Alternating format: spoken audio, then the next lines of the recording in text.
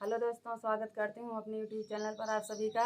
हम सब एक विवाह के उठान लेके आई हूँ। कैसा लगेगा कमेंट में जरूर बताना। ये है मेरी बुआ कमला मौर्य, इनका सपोर्ट भी करना।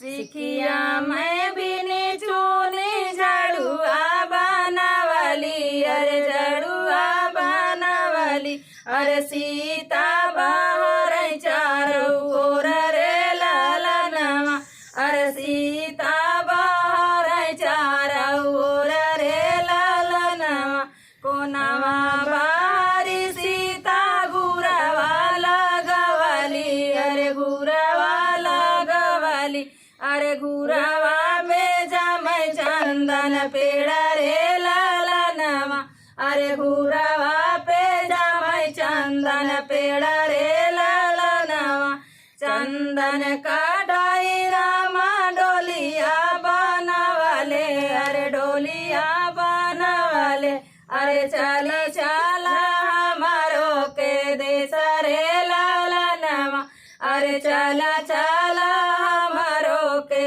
देश रे लालनवा, कैसे के चली राम तोहरे के देशवा, अरे तोहरे के देशवा, अरे मम्मी भी ना तड़प परान रे लालनवा, अरे मम्मी भी ना तड़प